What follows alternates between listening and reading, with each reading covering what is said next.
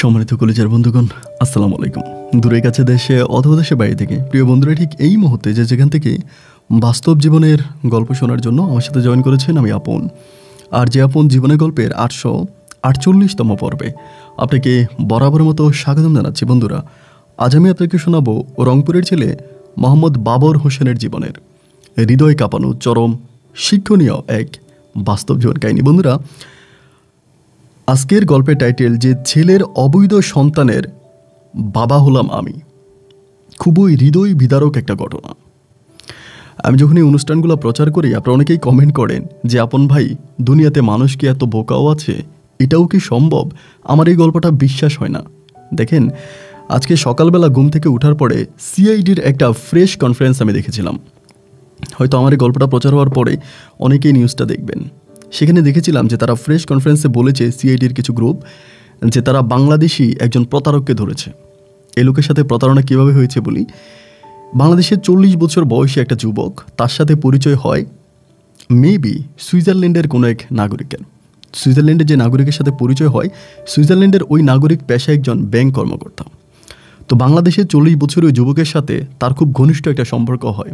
সম্পর্ক হওয়ার পরে সুইজারল্যান্ডে বসবাসরত সুইজারল্যান্ডের ওই নাগরিক বাংলাদেশি ছেলেটাকে প্রস্তাব করে যে দেখো, আমার ব্যাংকে বাংলাদেশে বাংলাদেশের বংশোদ্ভূত কানাডায় বসবাসরত একটা পরিবারের অ্যাকাউন্ট খোলা হয়েছিল অনেক বছর আগে, এবং খোলার পরে সেই অ্যাকাউন্টে তারা হিসাব করলে বাংলাদেশি টাকায় প্রায় 60 কোটি টাকার মতো আমার অ্যাকাউন্টে রাখে, আমাদের ব্যাংকে রাখে।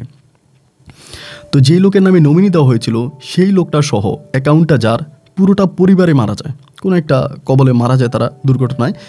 এখন এই টাকাগুলো আমাদের অ্যাকাউন্টে পড়ে আছে, টাকাগুলো যে আমরা দিব এরকম কোনো লোকও পাচ্ছি না। যেহেতু তোমার সাথে আমার পরিচয় হলো, তুমি বাংলাদেশের একজন তরুণ ব্যবসায়িক উদ্যোক্তা, সে জায়গা থেকে তুমি যদি আমাদের সাথে যোগাযোগ করো বা তুমি যদি এই টাকাটা নিতে চাও, তাহলে বাংলাদেশে কিছু ফর্মালিটি আছে, গভর্নমেন্টের কিছু ফর্মালিটি আছে। এই নিয়ম নীতিগুলো মেনে তুমি যদি অ্যাপ্লাই করো, তাহলে এই অ্যাকাউন্টের নমিনি যদি তুমি কোনোভাবে হতে পারো, তাহলে যে 60 কোটি টাকা এই লোকের নামে আছে আমাদের অ্যাকাউন্টে, এটা তুমি নিয়ে যেতে পারবো। ছেলে তো বরাবরের মতো বললো, ওরে বাবা, 60 কোটি টাকা, বিশাল অ্যামাউন্ট। তা ছেলেও বললো যে ঠিক আছে, কী কী ফর্মালিটি রক্ষা করতে হবে আমি করব। ওই সুইজারল্যান্ডের নাগরিক তখন বাংলাদেশে এই যুবককে বললো যে প্রথমত এই 60 কোটি টাকা তোমাকে নিতে হলে বাংলাদেশের সরকারকে 10% নাকি কত পার্সেন্ট দিতে হবে, ব্যাট অনুযায়ী, ব্যাট দিতে হবে আর কি। তো ছেলেও বললো যে ঠিক আছে, যদি ব্যাট দেওয়া লাগে আমি ব্যাট দিব। তো ভুয়া একটা অ্যাকাউন্ট খুলে সরকারের ব্যাট নামক ওই ছেলের কাছ থেকে 1 টাকা 2 টাকা নয় বন্ধু, প্রায় 71 লক্ষ টাকা নিয়ে যায়। এবং পরিশেষে সিআইডির কাছে কমপ্লেন যাওয়ার পরে তারা খুঁজে অনুসন্ধান করে বের করতে পারে, সুইজারল্যান্ডের যে নাগরিক অ্যাকাউন্ট খুলেছিল বা সুইজারল্যান্ডের নাগরিকের পরিচয়ে যে লোক কথা বলেছিল, সেই লোক আসলেই সুইজারল্যান্ডের নাগরিক নয়, তিনি বাংলাদেশের এক নাগরিক যার নাম ছিল অপু। এবং সে এইভাবে মানুষের কাছ থেকে কোটি কোটি টাকা প্রতারণা করে নিয়ে যাচ্ছে। আচ্ছা, এখন আমার ওই প্রতারণা নিয়ে কথা নয়, আমার কথা হচ্ছে এই গল্পটা যদি আমি আপনাদেরকে শোনাইতাম, আপনারা অনেকেই আমার গল্পের নিচে কমেন্ট করতেন যে আপন ভাই, এটা কীভাবে সম্ভব? একটা মানুষকে দেখলো না, জানলো না, শুনলো না, তাকে 71 লাখ টাকা দিয়ে দিল। টাকা কি এত সোজা? ওই মিয়া গাঁজাখুরি গল্প প্রচার করেন। দেখেন বন্ধু, আমি মোটেও কোনো গাঁজাখুরি গল্প প্রচার করি না। আমার প্রত্যেকটা গল্প মানুষের বাস্তব জীবন থেকে নেওয়া, এবং এই গল্পগুলোকে শুধুমাত্র আমি সাজিয়ে সামারি করে আপনাদেরকে শোনাই, আর কিছুই না।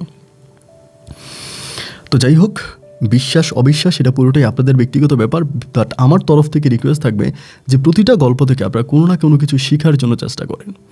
ভাববেন আপনি এটা সিনেমার গল্প, আপনি যদি মনে করে থাকেন একটা সিনেমা থেকেও কিন্তু অনেক কিছু শেখার আছে, যদি বন্ধু আপনি শিখতে চান। আর আপনি শিখতে পারলে আমার বলাটা সার্থক। যাই হোক, আমি কথা না পারে আমি গল্পের মাঝে যাই। আজকের গল্পটা খুবই হৃদয় বিদারক একটা গল্প, কষ্টকর একটা গল্প। আমি আশা করব শুরু থেকে শেষ পর্যন্ত আপনারা গল্প জুড়ে আমার সাথেই থাকবেন, এবং গল্প শেষে রংপুরের ভাই বাবর হোসেনকে আপনার মতো করে একটা মন্তব্য কমেন্ট বক্সে লিখবেন। ধন্যবাদ সবাইকে। সম্মানিত বন্ধুগণ, আসসালামু আলাইকুম। আমার নাম মোহাম্মদ বাবর হোসেন, আমার বাড়ি রংপুর।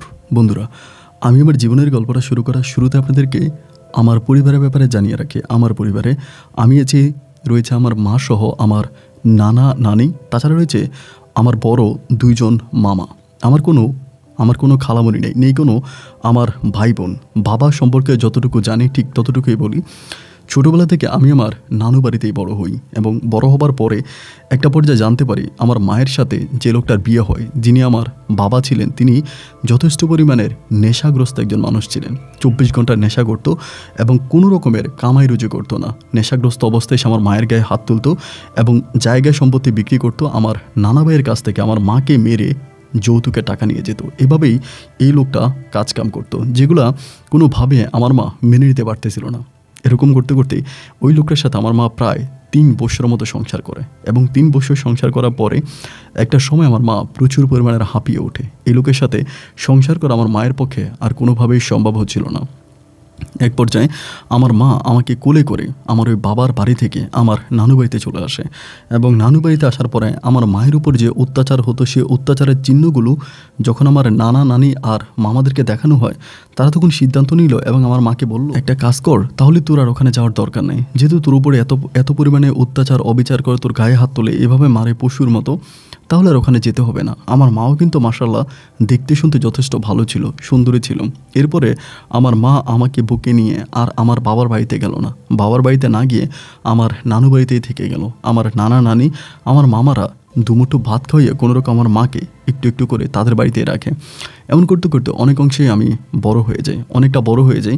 বাট ওই মুহূর্ত পর্যন্ত আমার মায়ের আর কোনো বিয়ে হয় না। আমার নানা নানি কোনো মানুষকে বিশ্বাস করে না যে আমার মাকে বিয়ে করবে আমাকে সহ এবং সেখানে আমার মাকে ভালো রাখবে।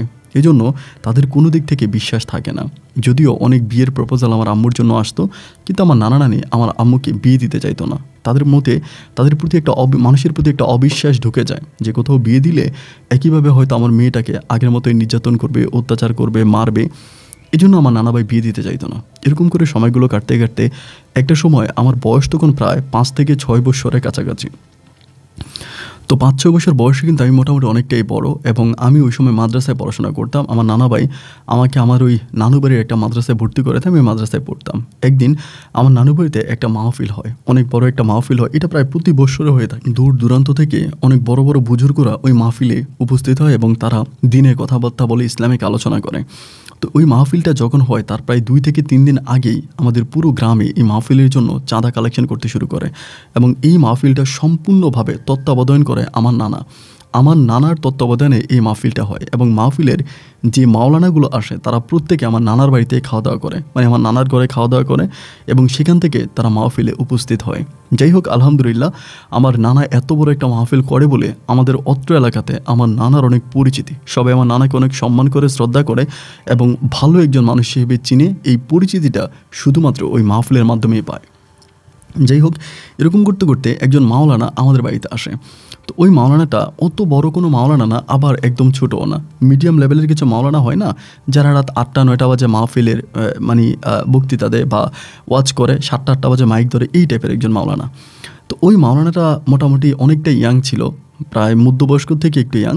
তো এই লোকটার সাথে আমার নানা ভাইয়ের অনেক মধুর একটা সম্পর্ক হয়, কথাবার্তার মাধ্যমে একটা ভালো সম্পর্ক হয়। তো আমি তো ছোট, কি কথা বলে এটা তো আর বুঝি না। অনেকক্ষণ পরে আমার আম্মুকে তখন ডেকে আনলো ওই মাওলানার সামনে। আমার আম্মু তখন বোরকা পরে, মুখে হিজাব পরে, পর্দা করে আসছে। আসার পরে আমার মা, আমার নানা ভাই তখন ওই মাওলানাটাকে বলতেছিল, একটা কাজ করেন, আমার এই মেয়েটার বিয়ে হয় না, আপনি তো হুজুর মানুষ এবং বিভিন্ন মেয়েটার একটা বিয়ে হয়েছে, চলে আসছে, এরপরে আর আমি কাউকে বিশ্বাস করছি না বা বিয়ে হচ্ছেও না। তা আপনি যেহেতু হুজুর মানুষ, বিভিন্ন জায়গায় যান, চলাফেরা করেন, অবশ্যই ভালো কোনো আলেম মাওলানার সাথে আপনার পরিচয় আছে, যার বউ মরে গেছে বা বউ নাই, এরকম যদি কোনো লোক থেকে থাকে তাহলে আপনি আমাকে বললে আমি আমার মেয়েটাকে ওই লোকটার কাছে বিয়ে দিব। কারণ আমি আলেম ওলামাদেরকে অনেক বিশ্বাস করি, ভালোবাসি, তারা অবশ্যই আমার মেয়েটাকে ভালো রাখবে। অন্য কোনো ধর্মের মানুষদেরকে আমি বা অন্য কোনো পেশার মানুষদের আমি খুব বেশি একটা বিশ্বাস করি না। তো এই হুজুর তখন আমার নানা ভাইকে বললো যে ঠিক আছে, সমস্যা নাই, আপনি যেহেতু আমাকে কথাটা বলছেন আমি এটা চেষ্টা করবো। আমার মাধ্যমে অনেক হুজুর আছে যাদের বউ মারা গেছে বা বউ চলে গেছে, এরকম কোনো একটা হুজুরের মাধ্যমে আপনি মেয়েটাকে আমি বিয়ে করে নিয়ে যাব।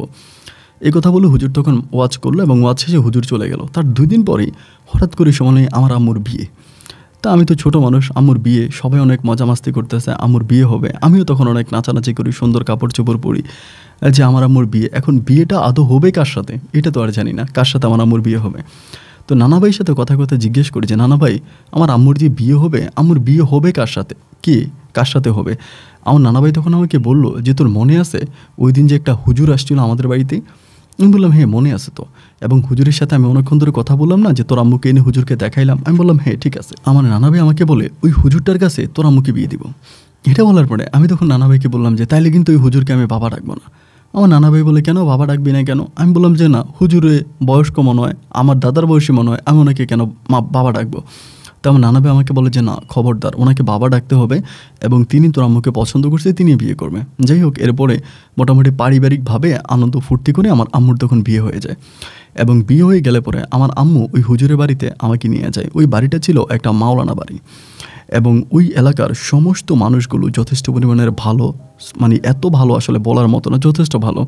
সবাই অনেক নম্র ভদ্র এবং প্রতিটা মানুষে ওদের ওই একটা বাড়িতে একটা মসজিদ আছে, অনেক বড় একটা মসজিদ, এবং এই মসজিদে দূর দূরান্ত থেকে মানুষজন নামাজ পড়ার জন্য আসে এবং মসজিদটাও অনেক সুন্দর করে সাজিয়েছে। এক কথায় বলতে গেলে ওই বাড়িটা একটা ধার্মিক বাড়ি বলা চলে। আলহামদুলিল্লাহ, অনেক মানুষজন এসে মানুষরা নামাজ পড়ে, ওই বাড়িতে আসে, বসে এবং প্রত্যেকে আমার আম্মুকে অনেক সম্মান করে। শুনেছিলাম আমার ওই সৎ বাবার নাকি এর আগে একটা বিয়ে হয়েছিল, কিন্তু তার বউটা দুর্ঘটনায় মারা যায়, মানে কারেন্টে ধরে মারা যায়। তো কারেন্টে ধরে মারা যাওয়ার পরে তিনি আর বিয়ে করে নাই এবং পুনরায় আমার আম্মুকে বিয়ে করে, আমাকে সহ।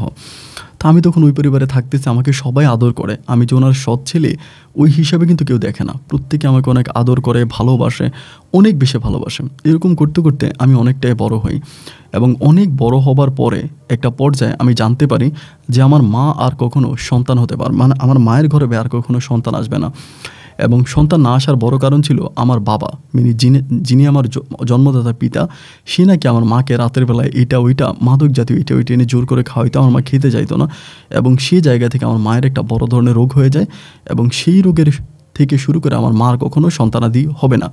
এটা যতটুকু আমি আমার নানা নানির মুখে শুনতে পারি। তো সন্তানাদি না হইলেও পরে আমার ওই মাওলানা বাবা কিন্তু আমার মাকে ছেড়ে দেয় নাই, মানে আমার মাকে ছাড়ে নাই, বলছে যে সমস্যা নেই, তোমার সন্তানাদি হোক বা না হোক আমার প্রয়োজন নেই, আমার তো একটা ছেলে আছে বাবর, আমি বাবরই বড় করব। আলহামদুলিল্লাহ, আমার আর কোনো সন্তানাদির দরকার নেই। ওই মাওলানা বাবা যথেষ্ট পরিমাণে সরল, সহজ এবং ভালো মনের একজন মানুষ ছিল। তিনি এতটাই ভালো ছিল, কারোর সাথে কখনোই কোনো খারাপ ব্যবহার করতো না, দুর্ব্যবহার করতো না। এলাকার মানুষরা এক নামে বলতো যে ওনার মতো ভালো মানুষ এই দুনিয়াতে দ্বিতীয়টা নাই। মানুষের সাথে উঠা বসা থেকে শুরু করে কথাবার্তা, আচরণ সর্বদিক থেকে মিলিয়ে তিনি এক কথায় ফেরেশতার মতো একজন ভালো মানুষ ছিল। তো যাই হোক, এরকম করে সময়গুলো কাটতে কাটতে আমিও তখন অনেকটা বড় হইলে পরে আমি তখন একটা মাদ্রাসায় পড়াশোনা করি, আমার বাবার বাড়ির ওখানে একটা মাদ্রাসায় পড়ি। তা আম্মু আমাকে অনেক ভালোবাসে, বাবা অনেক ভালোবাসে। ওই সময় বাবা বিভিন্ন ওয়াজ মাহফিলে যাইতো এবং সেই মাহফিলগুলোতে আমাকে সাথে করে নিয়ে যাইতো। আমাকে সাথে করে নিয়ে আমার বাবা মাহফিলে আমার সাথে বসতো বা আব্বুর সাথে আমাকে বসায় রাখতো। আমার খুব ভালো লাগতো, আমাকে বুট বাদাম এটা ওইটা, মাহফিলের অনেক মজার খাবার থাকে, ওই খাবারগুলো আমাকে দিত, আমি খাইতাম। খুব ভালোভাবেই আমার সময়গুলো কাটতে শুরু করে আব্বুর সাথে। তো ওভাবে আব্বুর সাথে 1 দিন 2 দিন 3 দিন করে আস্তে আস্তে করে দিনগুলো পাস হতে হতে একটা সময় আমি মোটামুটি প্রায় অনেকটাই বড় হয়ে যাওয়ার পরে, যদি আমি একজন মাওলানার ছেলে, সবসময় পাঞ্জাবি পরতাম, দাড়ি মুখে থাকতো এবং টুপি পরতাম খুব সুন্দর করে, একদম ভালো বুজুর্গর ছেলে হিসাবে অনেক সুন্দর করে চলাফেরা করতাম। এলাকার মানুষও প্রত্যেকে আমাকে অনেক সম্মান করতো, শ্রদ্ধা করতো, ভালোবাসতো। তা আমাদের বাড়ির ওইখানে, মানে আমাদের বাড়িটার মাওলানা বাড়ি এবং মাওলানা বাড়ির পরে একটা খাল আছে, অনেক বড় একটা খালের ওই পারে পাগলা বাড়ি বলে একটা বাড়ি আছে।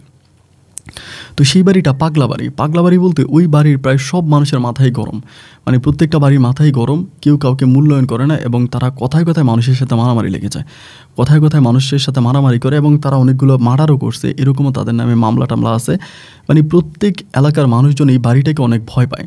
এক কথায় বলতে গেলে বাড়ির কথা কেউ বলতে চায় না, যেটা খুবই ডেয়ারিং একটা বাড়ি, ওই বাড়ির সাথে কারো কোনো ভালো সম্পর্ক নাই। তো আমি তখন মাঝে মাঝে করতাম কি, ওই বিকেলবেলা গিয়ে ওই খালের পাড়ে বসে থাকতাম। তো খালের পাড়ে বসতে আমার ভালো লাগতো।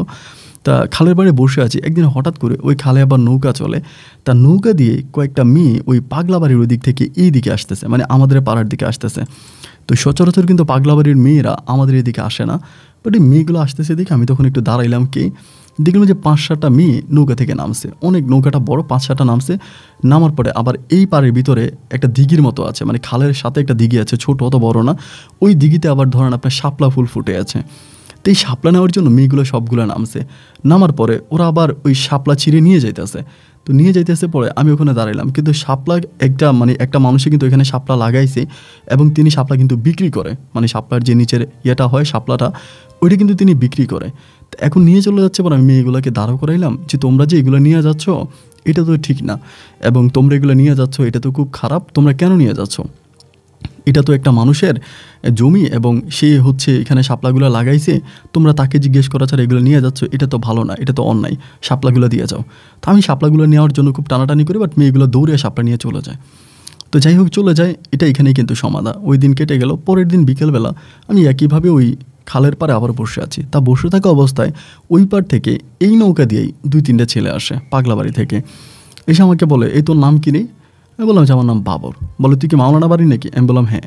তো ওই বাড়িগুলোর সাথে আসলে আমাদের সম্পর্কটা খুব বেশি একটা ভালো না, আমরা ওই বাড়ির সাথে খুব একটা মিশি না, তারা তাদের মতো থাকে, আমরা আমাদের মতো থাকি। তাই ছেলেগুলো এই পার আসার পরে বলতেছে যে তুই গতকালকে আমার বোনদেরকে অপমান করলি কেন, আমার বোনকে অপমান করলি কেন, তার গায়ে হাত দিলি কেন? তুই তো বেটা মাওলানা, দাঁড়িয়ে আছে, দেখে মনে হয় ভালো মানুষ, তুই কাজটা করলি কেন? আমি তখন বললাম যে কী বলেন এগুলো ভাই, আমি কাকে এরকম বকাঝকা করলাম, আপনি কার কথা বলতেছেন, মানে কাকে কার গায়ে হাত তুললাম? পরে বলে যে এরকম এরকম কয়টা মেয়ে শাপলা নিতে আসছে। তাতে আমার হঠাৎ করে আমার মনে হলো যে হ্যাঁ, কয়েকটা মেয়ে তো শাপলা নেওয়ার জন্য আসছিল, এবং এই মেয়েগুলোর সাথে তো আমার এরকম এরকম বাকতন্ত্র হয়েছে, কথাবার্তা ঝগড়াঝাটি হয়েছে। এখন উনি আমাকে বলতেছে তুই মানে মেয়েদের গায়ে হাত দিলি কেন? তাই আমি বললাম যে ভাই দেখেন, শাপলা লাগাইছে আরেকজনে, তারা জিজ্ঞেস করা যারা শাপলা নিয়ে চলে যাচ্ছে, অ্যাজ একজন হুজুর হিসাবে আমার কাছে এটা অন্যায় মনে হয়েছে, আমি জাস্ট বলছি। তো এইটা বলার পরে ওই 2টা ছেলে তখন কি করে, মানে পিছন থেকে লাঠি হাতে করে নিয়ে আসে, আমি জানি না, লাঠি দিয়ে আমাকে এলোপাতাড়ি মারতে শুরু করে। আমি বললাম ভাই দেখেন, আমারে মাইরেন না, বাট আমাকে প্রচুর মারে এবং মেরে রক্তাক্ত করে ফেলে। একটা পর্যায়ে আমি ওখান থেকে জান নিয়ে দৌড়ে ফেলাই। বাড়ির ত্রিসীমানে এসে চিৎকার দিই, পরে বাড়ির মানুষ বেরিয়ে তারা আমাকে হসপিটালে ভর্তি করায়। আমি প্রায় 6 থেকে 7 দিনের মতো হসপিটালে ভর্তি ছিলাম, আমাকে এতভাবে মারছে।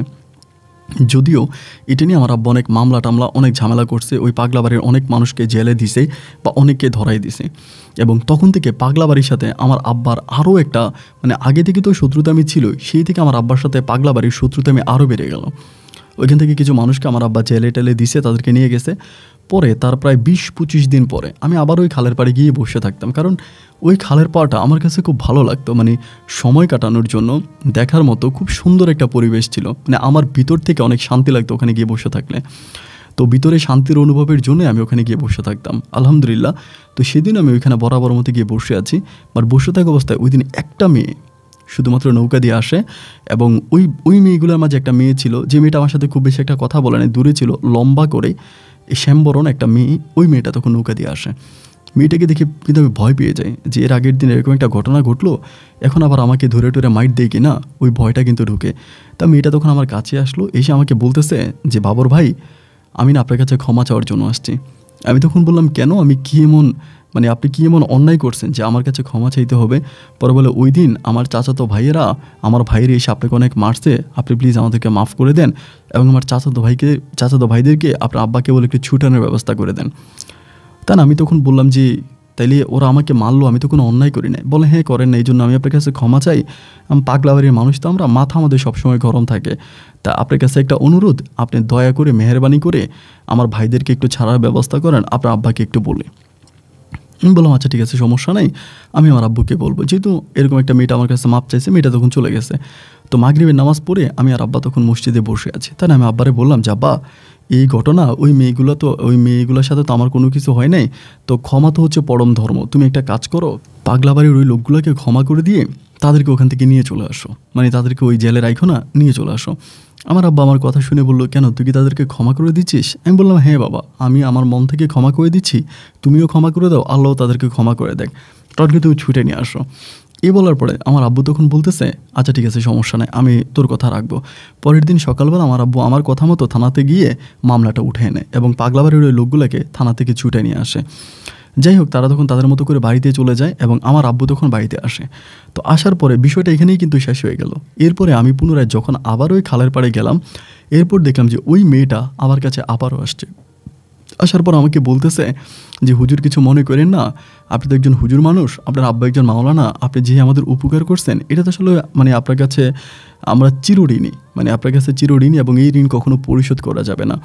তো আমাদের গ্রামের মানে আমাদের বাড়ির বেশিরভাগ মানুষগুলোই নামাজ পড়ে না, এবং তারা সবসময় হচ্ছে বিধর্মীদের মতো চলাফেরা করে, নামাজ রোজা করে না, খুব পরিমাণের খারাপ মানুষ। তো আপনি যদি মেহেরবানি করে আমাদের গ্রামে আমাদের বাড়িতে মাঝে মাঝে যে সময়টা বিকেলবেলা এখানে বসে থাকেন, সেই সময়টা বিকেলবেলা গিয়ে আমাদের বাড়ির ভিতরে সব ছেলেদেরকে ডেকে অন্তত তাদেরকে আপনি দিনের কথা বলতেন, ইসলামের কথা বলতেন, নামাজ রোজার কথা বলতেন, তাহলে খুব একটু উপকার হতো আমাদের বাড়ির মানুষগুলা। আমি তখন বললাম, এটা আপনি কি বলেন? আমি আপনাদের সাথে কথা বলছি বলে আপনার ছেলেরা আমাকে মারছে, এরপরে আবার আমার বাবা এদেরকে জেলে দিছে, এত কিছু হয়ে যাওয়ার পর ওই বাড়িতে গেলে তো আমাকে সবাই মারবে। বলেন, আপনাকে কেউ মারবে না, এই যে আপনি আমার ভাইদেরকে ছেড়ে দিয়েছেন, এই জন্য আমাদের এলাকার মানুষগুলো আপনাকে অনেক ভালোবাসে। সবাই বলে যে ছেলেটা অনেক ভালো এবং আপনার আব্বাকেও অনেক ভালোভাবে দেখে, তো আপনি যদি যান তাহলে খুব উপকার হয়। তখন আমি বললাম যে আচ্ছা ঠিক আছে, যদি এরকম করেই বলে, দিনের কাজের জন্য তো আমার রাসূল অনেক আঘাত পাইছে অনেক মানুষের কাছে, অনেক ইহুদিরা আমার রাসূলকে আঘাত করছে, মারছে, রক্ত বের করছে, মক্কা থেকে রাসূল মদিনায় পর্যন্ত চলে যায় হিজরতের জন্য। তো সেখানে আমি যদি আল্লাহর বান্দা হয়ে অন্তত আমার পাশের এলাকার কিছু দুষ্ট মানুষকে ভালো করতে না পারি, তাহলে মুসলিম হিসেবে দুনিয়াতে জন্ম নেওয়ার তো আমার কোনো সার্থকতা আসলো না, এবং আমি নিজে একজন হুজুর, এর তো কোনো মূল্য রইল না, শুধু নাম মাত্রই আমি তখন হুজুর থেকে যাব। তো ওই মেয়েটার কথা শুনে আমি তখন বললাম যে আচ্ছা ঠিক আছে বোন, সমস্যা নাই, আমি কালকে যাব বিকালবেলা এবং গিয়ে আপনাদের বাড়িতেই বসবো, আপনি আমাকে এসে নিয়ে যান। এবং কথাবার্তা মতো পরের দিন বিকেলবেলায় আসরের নামাজ পড়া হয়েছে, আমি খালের পাড়ে গেছি, মেয়েটা সাথে একটা ছেলে সে আমাকে রিসিভ করার জন্য আসছে। তো রিসিভ করে আমাকে খালের এই পাড় থেকে ওই পাড়ে নিয়ে যায়, মানে মেয়েদের পাড়ে নিয়ে যায়। সেই পাড়ে নিয়ে যাওয়ার পরে ওই বাড়ির মধ্যে আমাকে তখন ঢুকায়, এবং বাড়িতে ঢুকে আমি ভাই অবাক হয়ে যাই যে তারা চেয়ার টেবিল রেখে এত সুন্দর করে, খুবই সুন্দর করে সাজুগুজু করে, এবং গ্রামের প্রায় পুরুষ মহিলা মিলে অনেকেই তখন ওইখানে থাকে। সবাই বলে যে তুমি অমুক মাওলানার ছেলে, আমাদের এলাকাতে তো কোনো মাহফিল হয় না, ওয়াজ হয় না, তো তুমি আসছো আমাদেরকে ইসলামের কথা শোনার জন্য, দিনের কথা শোনানোর জন্য, আমরা শুনতে আসছি। এবং সেদিন আমি ওইখানে প্রায় আধা ঘন্টা 40 মিনিটের মতো বয়ান দিলাম। বিশ্বাস করেন আমার এতটা ভালো লাগছে, আমার আব্বা যে বিভিন্ন জায়গায় মাহফিল করে আমি মনে এতটা তৃপ্তি পাই না, আমাকে সব নিয়ে যায়, আমি সব আলোচনা করি, ইসলামিক আলোচনা করি, কিন্তু ওই বাড়িটাতে যাওয়ার পরে এবং তাদেরকে যখন আমি দিনের কথা শোনালাম, অনেকেই সেখান থেকে নামাজ পড়তে অনুপ্রেরিত হলো, আমার কাছে বিষয়টা তখন ভালো লাগলো। এরপর থেকে প্রতি শুক্রবারে আমি ওই বাড়ির মধ্যে যাই, এবং বাড়ির মধ্যে পুরুষ একপাশে, মহিলা একপাশে বসিয়ে আমি তখন দিনের আলোচনা করি, ইসলামের আলোচনা করি, নামাজের প্রতি মানুষকে উদ্যোগ বাড়াই, এবং মানে দিনের পথে মানুষকে আনার চেষ্টা করি। তো সেই জায়গা থেকে ওই বাড়িতে আমি প্রতি শুক্রবারে যেতে যেতে ওই যে মেয়েটা আছে, মেয়েটার নাম ছিল রুজিনার সাথে মোটামুটি আমার একটা ভালো সম্পর্ক হয়। ভালো সম্পর্ক হয় বলতে এটা আসলে কোনো প্রেম ভালোবাসার সম্পর্ক না। ওদের এখানে আমি যাই, ও আসে, আমাকে নিয়ে যায়, বা খালটা পার করে নৌকা দিয়ে নিয়ে যায়, সেই জায়গা থেকে মেয়েটার প্রতি আমার একটা ভালো লাগা কাজ করে। এবং ভালো লাগার সূত্র ধরে একদিন এই মেয়েটা আমাকে সরাসরি বিয়ের প্রস্তাব দেয়। আমাকে বলে, হুজুর আপনি যদি আমাকে বিয়ে করেন তাহলে আমি অনেক আনন্দ হব, আমি অনেক খুশি হব। এবং আমারও কাছে তখন মনে হলো যে আমি যদি রুজিনাকে বিয়ে করতে পারি, তাহলে এখন ওই গ্রামে আমি যেভাবে ইসলাম প্রচার করতে পারি, কিন্তু বিয়েটা যদি আমি রুজিনাকে করি, তাহলে সেই বাড়ির জামাই হিসাবে আমি অনেকগুলো মানুষকে ইসলামের পথে, দিনের পথে, রাসূলের পথে ফিরে নিয়ে আসতে পারবো, এবং তারা আমার কথা শুনবে। এখন যদিও অনেকে আমার কথা শুনে না, আমাকে মানে না, বাট তখন তারা আমার কথাও শুনবে, আমাকে মানবেও, কারণ আমি তখন তাদের ওই বাড়ির জামাই হয়ে যাব। আলহামদুলিল্লাহ, তখন আমার কাছে বিষয়টা ভীষণ ভালো লাগতে শুরু হলো। দেন একটা পর্যায়ে আমি তখন বললাম যে আচ্ছা ঠিক আছে, কিন্তু মেয়েটা আমাকে বলে ভালো আগে আমাকে বাসতে হবে, কয়েকদিন আমরা সম্পর্কে থাকবো, আমার অনেক ইচ্ছা যে আমি যাকে বিয়ে করব তার সাথে আগে প্রেম করব, তাকে জানবো, শুনবো, বুঝবো, দেন আমি বিয়ে করব। সো আপনি আমার সাথে কয়েকদিন প্রেম করতে হবে, এবং প্রেম করার পর আমি আপনাকে বিয়ে করব। কথাটা শোনার পর আমি তখন খুব অবাক হয়ে গেলাম যে যাই হোক, ও আমার সাথে প্রেম করতে চায়। তো প্রেম তো ভাই আমি জীবনেও করি নাই, এবং প্রেম কাকে বলে আমি এটা বুঝিও না, প্রেম ভালোবাসা কি এটা বুঝিও না। ছোটোবেলা থেকে আব্বুর সাথে বড় হয়েছি, ইসলাম, দিন, নামাজ, রোজা এসব নিয়েই আমার সময় কেটেছে। তো প্রেম ভালোবাসা কি এটা আমি বুঝি না। তো এই মেয়েটা আমাকে প্রেম করানো কাকে বলে শিখাইছে। গোধূলি সন্ধ্যায় খালের পাড়ে বসে শেষ বিকেলে সূর্যটাকে বিদায় জানানো, প্রিয় মানুষটার কাঁধে মাথা রেখে জড়িয়ে ধরে থাকা নাকি ভালোবাসা বলে। মন খারাপ থাকলে মন খারাপের একটা সময় প্রিয় মানুষটার সাথে কথা বলে মনটাকে ভালো করাটা নাকি ভালোবাসা বলে। যখন পুরো পৃথিবীটা অন্ধকার মনে হয়, তখন ভালোবাসার মানুষটাকে ফোন করে তার সাথে 2 মিনিট কথা বলে নিজের পাশে কেউ আছে এই জিনিসটা অনুভব করাকেই নাকি ভালোবাসা বলে। আমি ওই মেয়ের কাছ থেকে ভালোবাসা শিখতে পারি। সে আমাকে একটু একটু একটু একটু করে ভালোবাসাবাসি শেখায়। প্রায় 2 মাস পর্যন্ত এই রুজিনা মেয়েটার সাথে আমার একটা মধুর সম্পর্ক থাকে। এটা প্রেম ভালোবাসার সম্পর্ক, খুব গভীর একটা সম্পর্ক থাকে। এইভাবে সম্পর্কটা সামনের দিকে যেতে যেতে একটা পর্যায়ে রুজিনা হঠাৎ করে আমাকে বলে যে হুজুর, আমি বুঝে গেছি আপনি খুব ভালো মানুষ, এবং আপনি আমাকে এবার বিয়ে করতে পারেন, আপনার পরিবার থেকে আমার জন্য বিয়ের প্রস্তাব আপনি পাঠান, এটা আমাকে বলে। তো আমি তখন চিন্তা করলাম যে বিষয়টা আমি যদি আমার আব্বুকে বলি তাহলে আমার আব্বু পাগলা বাড়ির সাথে আমাকে কখনোই বিয়ে করাবে না। আব্বু বলবে যে পাগলা বাড়িতে আমি তোকে জীবনেও বিয়ে করাবো না, এবং আমি যে পাগলা বাড়িতে যাচ্ছি বা দিন প্রচার করতেছি এটাও আমার আব্বুর কানে আসছে। আব্বু আমাকে ডিরেক্টলি বলে দিছে যে দেখ, বলিও ওই পাগলা গোষ্ঠীকে বিশ্বাস করবি না, কারণ তারা হচ্ছে জঙ্গলির মতো, জঙ্গলি জানোয়ারের মতো, তাদের কোনো বুক নাই, কোনো পিঠ নাই, যে কোনো সময় তোর অনেক বড় ক্ষতি করে ফেলতে পারে। ওই বাড়ির দিকে না যাওয়াটাই ভালো, বাড়ির দিকে খুব একটা যাইস না, আমার আব্বু আমাকে বললো। তা আব্বু এই কথা বলার পরেও আমি আব্বুর ওই কথাকে খুব বেশি একটা মূল্যায়ন করলাম না, দাম দিলাম না। আমার কথা হচ্ছে আমি যেহেতু যাবো, আমি যাবই, আমার ওখানে যেতে ভালো লাগে, এবং সব মানুষগুলো আমার সাথে আমার কাছে আসে, বসে, আমার কাছ থেকে দিনের আলোচনা শোনে, তো সব কিছু মিলে আমার কাছে ভালো লাগে, দেন আমি ওই বাড়িতেই যাব। আমার এটা টার্গেটকে আব্বু মানা করলে আমি শুনবো না, তো আমি তখন আব্বুর মানাও শুনতাম না, ওই বাড়িতেই যাইতাম, দিন প্রচার করতাম। এখন বিয়ের বিষয়টা আমি আব্বাকে বললে আব্বু তো আরও খারাপভাবে নিবে, এটা কখনোই মানবে না, এবং আমার উপরে টর্চার করবে, আমার গায়ে হাত তুলবে। আমি তখন ভাবলাম যে কী করা যায়, কিভাবে কোন প্রসেসে আমি এটাকে সফলতা করতে পারি বা এটার মাঝে আমি সাকসেস আনতে পারি। পরে চিন্তা করলাম যে আমি ওকে গোপনেই বিয়ে করে ফেলবো, এবং গোপনে বিয়ে বসার জন্য রুজিনা কিন্তু রাজি। তা এইভাবে রুজিনাকে বিয়ে করার পরে করব এরকম কথাবার্তা হয়েছে। আমি শুক্রবারে তাকে বিয়ে করব, আমি আমাদের এলাকা থেকে একজন হুজুর নিয়ে যাব, ওই হুজুরের মাধ্যমে কলমা কাবিন করব, ওরে আমি বলছি। তা বৃহস্পতিবারে রাতের বৃহস্পতিবারে সন্ধ্যার পরে আমি চলে আসতেছি ওদের এলাকাতে। আমি গিয়েছিলাম, গিয়ে কিছু টাকা পয়সা দিয়ে আসলাম, যেহেতু রুজিনার পরিবারটা অতটা বড় লোক না, একটু গরিব, তা কিছু টাকা পয়সা দিয়ে আসলাম যাতে বিয়ে শাদির আয়োজনটা করে, এবং রুজিনার মা বাবা তারাও কিন্তু ওই বিয়েতে রাজি আছে। তো চলে আসতেছি, খালের পাড়ে আসার কাছাকাছি অনেক বয়স্ক একটা মহিলা হঠাৎ করে আমার ডাক দিয়ে বলতেছে, বাবুর হুজুর একটু দাঁড়ান, আপনার সাথে আমার কথা আছে। তে বয়স্ক মহিলাটাকে আমি চিনি না, তিনি আমাকে বলতেছে, আপনি যে রুজিনাকে বিয়ে করবেন, রুজিনার সম্বন্ধে আপনি কতটুকু জানেন? আমি তখন বললাম, জানি তো, অনেক মাস ধরে ওর সাথে আমার সম্পর্ক, অত ভালো। পরে আমাকে বলো, আপনি কি জানেন যে ওর পেটে বাচ্চা আছে? আমি বললাম, কি, ওর পেটে বাচ্চা আছে? কি বলেন এটা? বলে, হ্যাঁ, ওর পেটে বাচ্চা আছে, এবং এই বাচ্চাটা অবৈধ বাচ্চা, এবং বাচ্চাটাকে নিয়েই এই মেয়েটা আপনার কাছে বিয়ে বসতে চায়। আপনি তো ভালো মানুষ, বুঝেন না। আমি তখন চিন্তা করলাম যে মনে হয় আমার সম্বন্ধে গীবত বলতেছে। এরকম হয় না যে বিয়েতে অনেকেই গীবত বলে, খোঁজ বলে, তা মনে হয় গীবত বলতেছে। তাইলে এরকম তো হওয়ার কথা না, কারণ রুজিনাকে আমি চিনি, জানি, ওর সাথে আমার অনেক মধুর একটা সম্পর্ক। তো সেই সম্পর্কের পরে রুজিনার পেটে বাচ্চা আসবে, এবং এটা আমি জানবো না, এটা তো আসলে পুরোই বাঞ্ছনিক এবং মিথ্যা বানোয়াট একটা কথা। আমি তখন বললাম যে আচ্ছা ঠিক আছে, আপনি যেটা বলতেছেন এটার প্রমাণ কি আপনি দিতে পারবেন? মহিলাটা আমাকে বলল, আপনি বিয়েটা 2 দিন পিছে নামান যে কোনোভাবে, এবং বিয়েটা পিছে নামানোর পরে আমি আপনাকে একটা যথাযথ প্রমাণ দিব। এই কথা বলার পরে এই মহিলার কথাটা চিন্তা করতে করতে আমি তখন নৌকা দিয়ে খালটা পার হই। খালের এই পার আসার পরেই আমি হঠাৎ করে জানতে পারি আমার বাবা নাকি ঢাকায় গেছে কোন মাহফিলের কাজে, কোন মাহফিলে ওয়াজে যাবে মসজিদের, ওখানে বাবা ঢাকায় চলে গেছে।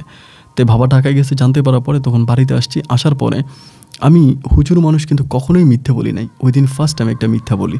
আমি রুজিনাকে ফোন করে বলি, রুজিনা, আমার আব্বু সুস্থ, আব্বুকে ঢাকায় নিয়ে গেছে, আমি কালকে ঢাকায় যাব, আমাকে তুমি 2টা দিনের টাইম দাও। এবং এই যে আমি রুজিনাকে এই কথাটা বললাম, সেটা শুধুমাত্র ওই মহিলার কথাটা শুনে বললাম। মহিলাটা আমাকে এটাও বললো যে আপনি যথেষ্ট ভালো মানুষ, নামাজ পড়েন, রোজা রাখেন, দিনের পথে চলেন, খুব সুন্দর করে গুছিয়ে ইসলামের কথাবার্তা বলেন, আমার আপনাকে খুব ভালো লাগে, কিন্তু আপনার মতো একটা মানুষের জীবনে যদি এত বড় একটা অ্যাক্সিডেন্ট ঘটে যায়, আর যাই হোক, এটা আমার পক্ষে মেনে নেওয়া সম্ভব না। একজন ভালো মহিলা হিসাবে আমি আপনাকে শুধু অনুরোধ করলাম, আপনি 2টা দিন বিয়েটা পিছ নামিয়ে এই বিষয়টা নিয়ে একটু বিবেক বিবেচনা করেন, চিন্তা ভাবনা করেন, এরপর আপনি বিয়ে করেন। তা মহিলার কথার মধ্যে কিন্তু আমি আমার আব্বুকে নিয়ে একটা মিথ্যা কথা বললাম, বিয়েটা 2 দিন পিছে নামাইলাম। এই 2 দিনের ভিতরে এবার আমি ইনকোয়ারি করতে শুরু করলাম, তদন্ত করতে শুরু করলাম, এবং তদন্ত করতে করতে করতে করতে একটা পর্যায়ে আমি তদন্তে সাকসেস হয়ে গেলাম যে এই মহিলা যে রুজিনার সাথে আমি রিলেশন করি, আসলেই মূলত রুজিনার পেটে বাচ্চা আছে, এবং ওই বাচ্চা তার আপন চাচাতো ভাইয়ের সাথে সে প্রেম করছে। করার পরে চাচাতো ভাইয়ের বাচ্চা সে পেটে নিচে নেওয়ার পরে তার পরিবার এবং রুজিনা সবাই মিলে ওই চাচাতো ভাইয়ের কাছে বিয়ে না দিয়ে আমার কাছে বিয়ে দিতে চায়। এবং আমি ওই চাচাতো ভাইয়ের সাথে কথা বলছি, সেও আমাকে বলছে যে হ্যাঁ, এবং তার মোবাইলে রুজিনার সাথে কিছু অন্তরঙ্গ ছবিও সে আমাকে দেখাইলো। সব কিছু খুব সহজে আমি এই একদিনের ভিতরে বের করে ফেলতে পারি, কারণ ওই গ্রামে যেহেতু আমি অলওয়েজে যাচ্ছি, গ্রামের সমস্ত লোকের সাথে আমার খুব মধুর একটা সম্পর্ক। তা ওই সম্পর্কের সূত্র ধরে সবাই আমাকে হেল্প করে, কোনো কথা বললে আমার কথা শোনে। তো প্রত্যেকে আমাকে তখন প্রমাণ দিল যে হ্যাঁ, রুজিনার ওই ছেলের সাথে সম্পর্ক ছিল, এবং দীর্ঘদিন ওই সম্পর্কের সূত্র ধরে রুজিনার পেটে বাচ্চাও আছে। এটা জানতে পারার পর আমি তখন রুজিনাকে ডিরেক্টলি ফোনের মাধ্যমে বললাম যে রুজিনা, আমি তোমাদের এলাকাতে আর যাবও না, এবং সেখানে আমি দিন প্রচারের কাজও করব না, আর আমি তোমাকে বিয়েও করব না, কারণ তুমি আমার সাথে বেইমানি করেছো, তোমার পেটে বাচ্চা আছে এবং ওই বাচ্চার বাবা এই ছেলে। এটা বলার পরে রুজিনা তখন আমাকে বলে, তুমি কি পাগল হয়ে গেছো? কিসব উল্টাপাল্টা কথা বলতেছো? আমার পেটে বাচ্চা আসবে কোত্থেকে? আমার পেটে বাচ্চা আসলে কি তুমি জানবা না? আমি কি তোমার কাছেও মিথ্যে বলবো? আমি বললাম, তা তো আমি জানি না রে, তুমি আমার কাছে মিথ্যা বলো কি সত্য বলো, কিন্তু তোমার পেটে যে বাচ্চা আছে এটা কিন্তু সত্য। ও আমাকে বলে, আমার সম্বন্ধে আমাকে বিয়ে করবা না এটা বললেই পারো, কেন আমার সম্বন্ধে মিথ্যা কথা বলতেছো? তুমি হুজুর, তুমি প্রতারক, তুমি আমার সাথে ঘুরে ফিরে সময় কাটাইছো, আমাকে ইউজ করেছো, বাট এখন তুমি আর আমাকে বিয়ে করবা না, তো তোমার মতো প্রতারককে আমার চিনা হয়ে গেছে। আমি তখন বললাম, তুমি আমাকে প্রতারক বলো আর বেইমান বলো, ধোঁকাবাজ বলো, যাই বলো, এই সবই তোমার ব্যক্তিগত ব্যাপার। এই বিষয় নিয়ে আমি তোমার সাথে কোনো কথা বলতে চাই না। আমি শুধু একটা কথাই বলি যে তুমি আমাকে ভুল বুঝতেছো, আমি আসলেই মূলত এরকম প্রতারক না, এবং তুমি এইভাবে আমার সাথে প্রতারণা করেছিলে তার যথেষ্ট প্রমাণ কিন্তু আমার কাছে আছে। ও তখন আমাকে বলে, তুই আমাকে বিয়ে না করলে পৃথিবীর কাউরই বিয়ে করতে পারবি না, আমি তোকে দুনিয়ার কারো বউ হইতে দিব না, মানে দুনিয়ার কারো জামাই হইতে দিব না। এই বলে তখন রুজিনার সাথে আমার প্রচণ্ড রকমের একটা শত্রুতামিমূলক ঝগড়া শুরু হয়। এরই মাঝে আমার বাবা তখন ইয়ে থেকে আসে, এই মানে ওই ইয়ে থেকে আসে, ঢাকা থেকে আসে। আসার পর আমি চিন্তা করলাম, যেহেতু আমার রুজিনার সাথে একটা সম্পর্ক ছিল এবং সেই সম্পর্কের সূত্র ধরে তারা যেহেতু পাগলাবাড়ির মানুষ, আব্বা তোমাকে বারবারই মানে সতর্ক করেছে যে পাগলাবাড়ির মানুষ কিন্তু ভালো না, তারা খুব খারাপ হয়, ডেয়ারিং হয়, তাদের সাথে কোনো ব্যাপারে লেয়াজু করা যাবে না, ওদের কাছ থেকে দূরে থাকতে হবে। তো সেখানে যদি আমি এখন কোনো না কোনোভাবে রুজিনাকে বিয়েটা না করি, তাহলে তাদের কাছে রুজিনার সাথে আমার একটা সম্পর্ক ছিল, সেই কিছু প্রমাণ তো রুজিনার কাছে আছে, সেই প্রমাণের সূত্র ধরে আমার বাবাকে দিয়ে জোর করে হলো আমার কোনো ক্ষতি করে ফেলতে পারে। এটা আমি আমার দু একটা বন্ধুর সাথে আলোচনা করলাম আমাদের গ্রামের, তারাও আমাকে বললো যে তুই এখন বিয়েটা করে ফেল, এবং বিয়েটা করে ফেললে দেখবি যে রুজিনার হাত থেকে বেঁচে যেতে পারবি, আর বিয়ে না করলে তোকে এই মেয়েকেই বিয়ে করা লাগবে, এই মেয়েকে তোকে বিয়ে করতেই হবে। এরকম করে আমার এলাকার লোকেরা আমাকে তখন বুঝাইলো। পরে আমি প্রথমত বিষয়টা আমার মাকে বললাম, বিষয়টা বললাম বলতে আমি রুজিনার বিষয়টা আমার মাকে ওভাবে বলি নাই। আমি আম্মুকে বললাম যে আম্মু এরকম এরকম ঘটনা, আমি বিয়ে করবো, আমার জন্য মেয়ে দেখো, এরকম বলছে। আম্মু বলে যে কী বলো? আমি বলেছি আমি 2 দিনের মধ্যে বিয়ে করবো। আমার আম্মা বলে, হঠাৎ করে কেন 2 দিনের মধ্যে বিয়ে করতে হবে? আমি বললাম যে 2 দিনের মধ্যে বিয়ে করবো। আম্মু তখন আব্বুকে জানাইলো, আব্বু তো এক কথায় খুশি হয়ে গেল। ঠিকই আমার আব্বা আমাদের পার্শ্ববর্তী গ্রামের এক হুজুরের মেয়ে, নাম হচ্ছে রোদেলা আক্তার, ওই হুজুরের মেয়েকে আমার আব্বা তখন বিয়ের জন্য ঠিক করে ফেললো যে রোদেলাকে আমাকে বিয়ে করাবে। আমি তখন খুশি হয়ে গেলাম, আলহামদুলিল্লাহ আমি ওখানে বিয়ে করব। এবং আমার আব্বাকে আমি বললাম যে আব্বা অনুষ্ঠান পরে করেন, অনুষ্ঠান করার প্রয়োজন নাই, আপাতত ছোটোখাটোভাবে হচ্ছে আমাকে নিয়ে বিয়েটা করে নিয়ে আসেন, এবং এরপরে যদি বড় আকারে কোনো অনুষ্ঠান করার প্রয়োজন হয় দেন আমরা করব। এখন আপাতত কোনো অনুষ্ঠানের প্রয়োজন নাই, আপনি শুধু আমাকে কলমাটা পড়ায়া আমাকে ওইখান থেকে আপনি বউ নিয়ে চলে আসেন। কারণ আমার কথা হচ্ছে আমার ঘরে একটা বউ চলে আসুক, ঘরে যদি একটা বউ চলে আসে তাহলে রুজিনা আর আমার অতটা ক্ষতি করতে পারবে না, বা অতটা ক্ষতি করার চেষ্টা করবেও না, যেহেতু আমি মেরিট বিয়ে করে ফেলছি। তো সেই জায়গা থেকে আমি তখন রুজিনাকে বললাম যে তুমি আমার আব্বাকে বললাম যে বিয়ে করাই ফেলো। তো যেদিন আমি বিয়ে করতে যাব, মানে যেদিন আমি বিয়ে করতে যাব ওই দিন বিকালবেলা ওই আমি আসলে বিষয়টা কি হয়েছে না হয়েছে আমি এটা পরে জানতে পারছি। আমাকে আমার আম্মু বললো যে সন্ধ্যার সময় যেহেতু অনুষ্ঠান করবো, তাহলে সন্ধ্যার সময় গিয়ে কলমা পরে বউ নিয়ে আসবে। আসরের নামাজের পরে রওনা দিলাম আমি আর আম্মু এবং আমাদের বাড়ির আরও 2-3 জন মানুষ মিলে, বিয়ে করে জাস্ট বউ নিয়ে আসবো। ওই সময় আব্বু তখন বাড়িতে নাই। আব্বুরে কল দিলাম, আব্বু বলতেছে একটা কাজ কর, তুই যা, আমি ওই বাড়িতে পৌঁছাবো। আব্বুর সাথে আমার ফোনে কথা হচ্ছে, বলে যে তুই যা, আমি ওই বাড়িতে পৌঁছাবো। তো এবার আমি, আমার আম্মু, আমার মামা, আরও 2-1 মানুষ মিলে তখন আমরা, মানে আমি মোটামুটি ধুলোয় সাজি নাই, কারণ বাড়ির মানুষকে কাউকে তো জানাই নাই। তা ওইরকম গোপনে বিয়ের জন্য আমি গোপনভাবে হচ্ছে বিয়ের বাড়িতে গেলাম। যাওয়ার পরে মাগরিবের নামাজটা ওইখানে পড়লাম। মাগরিবের নামাজের পরে মেয়ের বাবা তখন বিয়ে শাদির টিয়া করছে, সব কিছু করছে। তা এখন আমার আব্বা এখনও আসতেছে না। আব্বার নাম্বারে তখন কল দিই, আব্বার নাম্বারটা বন্ধ। এবার আব্বার নাম্বার বন্ধ পাওয়ার পরে আমার মাথার ভিতরে টেনশন ঢুকেছে। আমার মামারা বলতেছে তাহলে বিয়ের কাজটা হয়ে যাক এবং এরপরে দুলাভাইকে খুঁজে আনা যাবে, দুলাভাই কেউ এসে না আসে। এমন হতে পারে যে দুলাভাইয়ের মোবাইলে হয়তো চার্জ নাও থাকতে পারে, ফোন না থাকতে পারে। আমার আব্বা দিনে রাতে মিলিয়ে প্রচুর মাহফিল করতো, বিভিন্ন দিনের কাজ করতো। তো আমার মামারা বলতেছে, মা বলতেছে হয়তো কোথাও মাহফিলে চলে গেছে, মোবাইল বন্ধ হয়ে গেছে, সমস্যা নয়, সব তো ঠিক আছে, বিয়ে করে বউ নিয়ে যায়। রাতের মধ্যে তখন বিয়ে হলো, রাত 10টার দিকে আমি তখন আমার বউ নিয়ে বাড়িতে ফিরলাম, মানে রোদেলাকে নিয়ে বাড়িতে ফিরলাম। কিন্তু ভাই রোদেলাকে নিয়ে বাড়িতে ফেরার পর পর্যন্ত আমার আব্বার মোবাইলে এই পর্যন্ত লাইন ঢুকতেছে না। সারাটা রাত প্রতিটা মানুষের মাথায় টেনশন, তাহলে আব্বু গেল কোথায়, আব্বু কোথায় যেতে পারে। সবাই একটা চিন্তাই করতেছে, নাকি আব্বার কোনো ক্ষতি হয়ে গেল, না আব্বু মারা গেল, না কি হলো। আমরা সারাটা রাত জেগে আব্বাকে খোঁজাখুঁজি করি, আব্বুকে কোথাও পাইলাম না। আব্বুকে কোথাও না পাওয়ার পরে সকাল 7:30টার দিকে আমার কি এর বাসর ঘর আর কি, আমি জাস্ট ওরে নিয়ে শুয়েছিলাম রোদেলাকে নিয়ে। 7:30 কি 8টার দিকে সকালবেলা আমার আম্মুর নাম্বারে কল আসছে পরে আমার আম্মুকে বলতেছে আমাদের এলাকাতে একটা মেম্বার বাড়ি আছে, বলতেছে মেম্বার বাড়িতে যাওয়ার জন্য। আমার আম্মুকে বললো, আমার আম্মু বলেছে কেন মেম্বার বাড়িতে কেন যাব, বলে আপনি মেম্বার বাড়িতে আসেন। তা আমার আম্মু বলে যে মেম্বার বাড়িতে আমাকে যাইতে বলছে। আমি বললাম যে ঠিক আছে যাও, যেহেতু আমার ঘরে নতুন বউ। আমার আম্মু তখন মেম্বার বাড়িতে গেল। এরই মাঝে রোদেলার বাবা আসছে আমাদের বাড়িতে। বাবা আসার পর রোদেলার বাবা তখন রোদেলাকে নিয়ে গেল। আমি তখন মেম্বার বাড়িতে গেলাম প্রায় 11টার দিকে। 11টার দিকে মেম্বার বাড়িতে যাওয়ার পরে আমি যে দৃশ্যটা দেখতে পেলাম, এটা দেখার পরে মনে হয় আমি দুনিয়াতে নাই, আমি মনে হয় আসমান থেকে পড়ছি। আমি দেখতেছি আমার আব্বার সাথে নববধূ সাজে রুজিনা দাঁড়িয়ে আছে আমাদের মেম্বার বাড়িতে এবং মেম্বার সাহেবের সামনে। এটা দেখার পরে ভাই আমার মুখের কোনো ভাষা নাই। আমার আব্বা চোখের পানিগুলো টলমল করে পড়তেছে, আব্বা নিচের দিকে তাকিয়ে আছে। আমি আব্বাকে বলতেছি আব্বা কী হয়েছে, এটাকে? আমার আব্বা কোনো কথা বলে না। মেম্বার সাহেব বলে যে এটাকে আপনার আব্বা বিয়ে করছে, রুজিনাকে আপনার আব্বা বিয়ে করছে। মানে আমার তখন মনে হলো যে মা এটা কি, মানে এটা কিভাবে কি, আমি কিছুই বুঝতে পারলাম না। পরে মেম্বার বলতেছে বউ নিয়ে এখন বাড়িতে যাবে না, বা বিষয়টা আপনার এলাকার কাউকে জানানোরও প্রয়োজন নাই, যেহেতু ছেলেও বিয়ে করছে এক রাতে, বাবাও করছে, তাহলে এটা হুজুরের একটা মান সম্মান আছে, উনি একজন মাওলানা মানুষ, ফরেজগার মানুষ, তো এটা মানুষে জানাজানি হওয়ার প্রয়োজন নাই। এই রুজিনা তার বাপের বাড়িতে চলে যাবে এবং আপনার আব্বাকে আপনারা নিয়ে যান। এরপরে আপনারা ভেবে চিন্তে একটা সময় সুযোগ করে যদি রুজিনা যেতে চায় তাহলে তাকে বউ বানিয়ে আপনার বাড়িতে নিয়ে যান। আদারওয়াইজ রুজিনা পাগলা বাড়িতেই থাকবে, আপনার আব্বা সেখানে যাতায়াত করবে, যাওয়া আসা করবে, এইটুকুই। বাইরে ভাই তখন মনে হলো যেন মানে কি দেখলাম, যেটা দেখার জন্য মোটেও প্রস্তুত ছিলাম না। ভাবতেছিলাম যে আল্লাহ এটা তুমি আমার দেখাইলেটা কি, এটা কি দৃশ্য আল্লাহ তুমি আমাকে দেখাইলা। ভীষণ রকমের মন খারাপ। আব্বু তখন আর বাড়িতে যায় না, আম্মু বলে বাড়িতে চলো। তা রুজিনার বাবা তখন রুজিনাকে নিয়ে গেল, রুজিনাদের বাড়িতে নিয়ে গেল। আমার আব্বাকে আমরা জোরাজোরি করে বাড়িতে আনছি।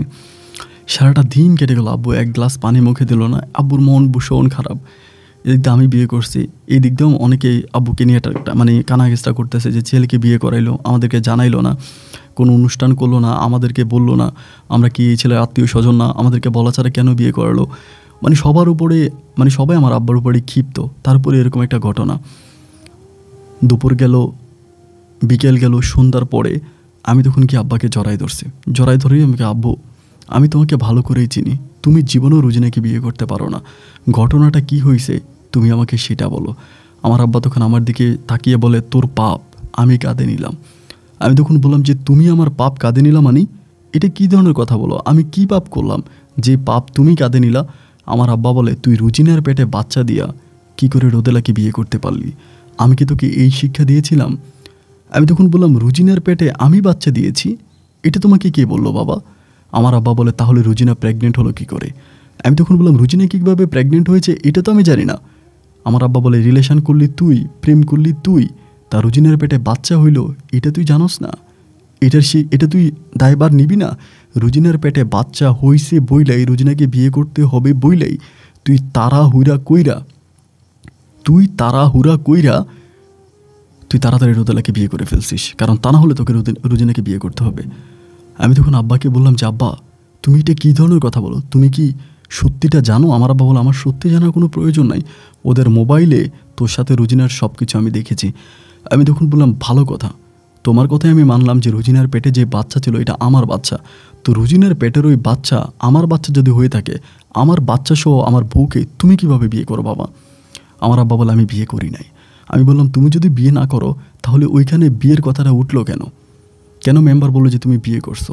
আমার আব্বা বলে মেম্বারকে বলা হয়েছে, রুজিনার বাবা বলাতে মেম্বার বলেছে, কিন্তু রুজিনার বাবা মায়ের সাথে আমি স্টাম্প করেছি, কাগজপত্র করেছি যে আমি সারা জীবন রুজিনার দায়িত্ব নিব, রুজিনা মরা পর্যন্ত আমি ওর ভরণ পোষণ দিব এবং ওর পেট থেকে যে সন্তানটা দুনিয়াতে আসবে ওই সন্তানটাকে আমি মানুষ করব, এটা বলে আমি সিগনেচার করে আসছি।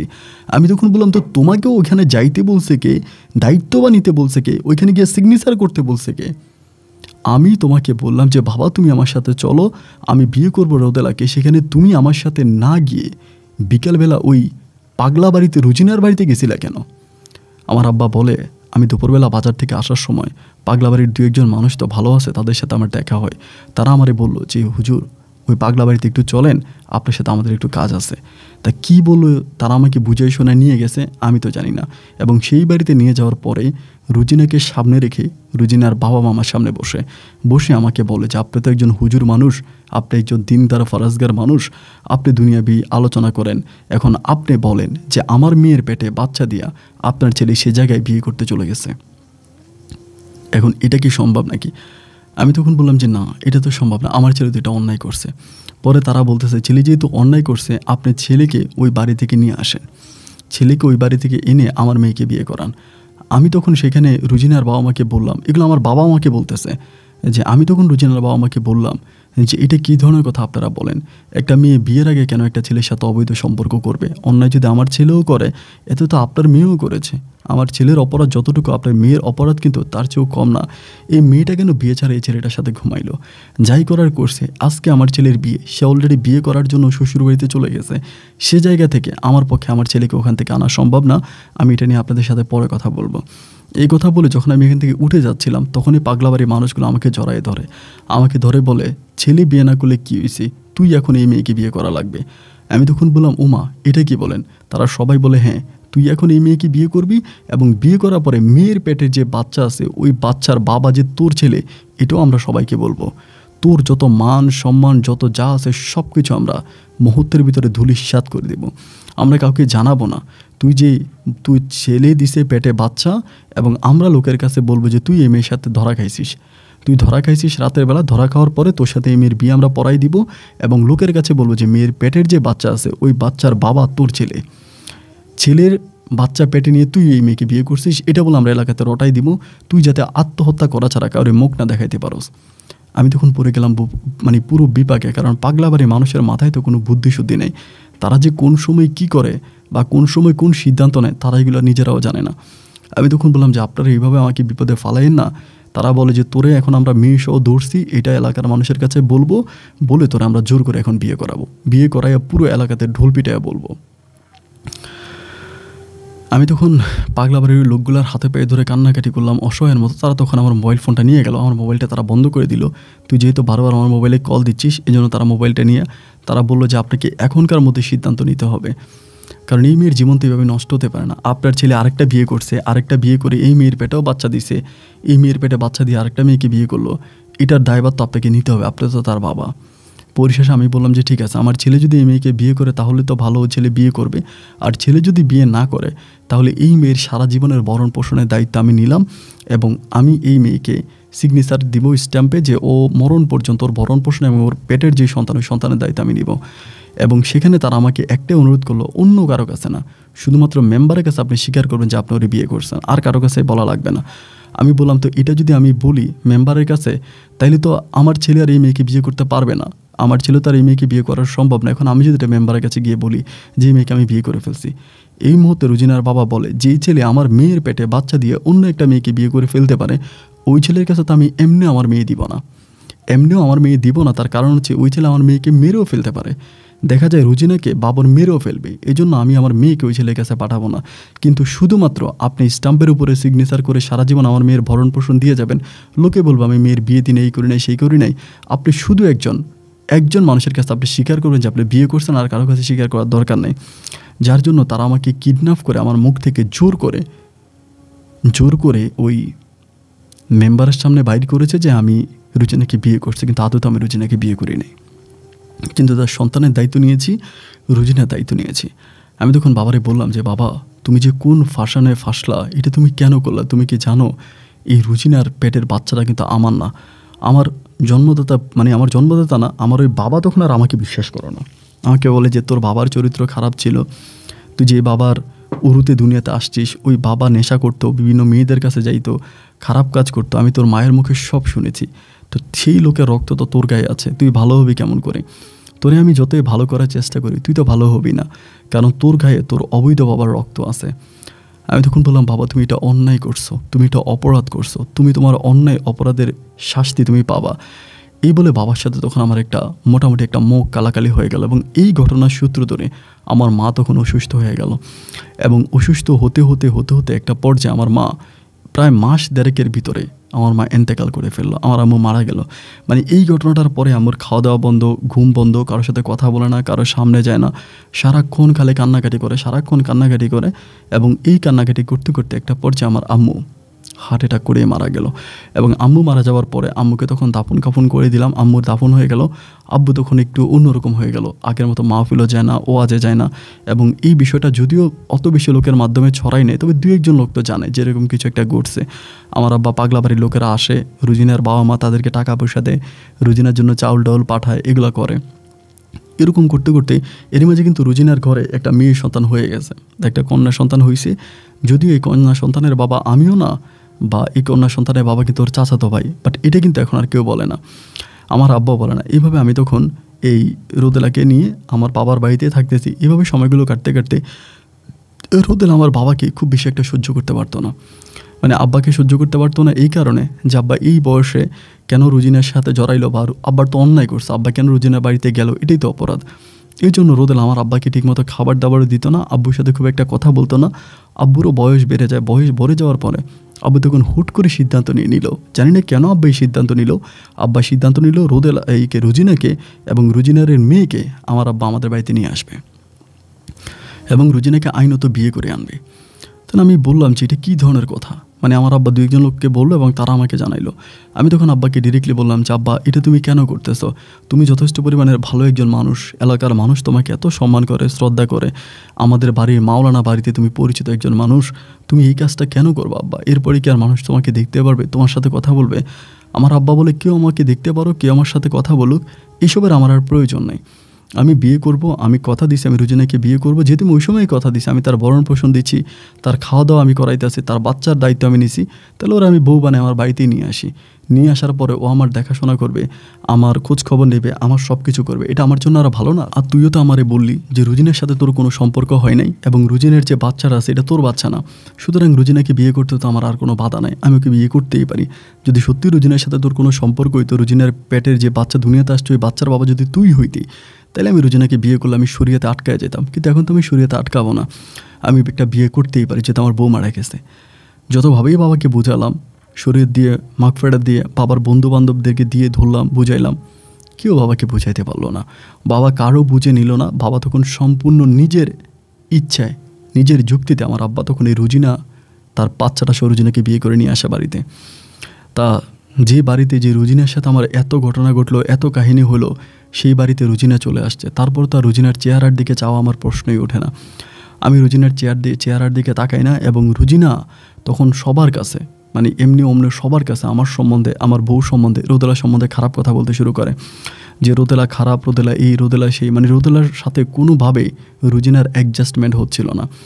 তা এরই মাঝে রোদেলা আমাকে হঠাৎ করে বলে যে একটা কাজ করো, আমরা এই পরিবার থেকে চলে যাই, আমরা এই পরিবারে থাকবো না, চলো তুমি আমরা এখান থেকে চলে যাই। কিন্তু আমার কথা হচ্ছে, আমি যদি এইভাবে রোদেলার সাথে চলে যাই রুজিনের কাছে আমার বাবাকে রেখে, তাহলে রুজিনা আমার বাবাকে মেরেও ফেলতে পারে। কারণ পাগলা বাড়ির মানুষরা এত ডেয়ারিং, তারা কাউকে মারার জন্য এক বিন্দু পরিমাণে দ্বিধা করবে না। চাইলে আমার আব্বাকে তারা মেরেও ফেলতে পারে, রুজিনা হয়তো আমার আব্বাকে মেরেও ফেলবে, আমি আমার আব্বাকে এভাবে রেখে যাব না।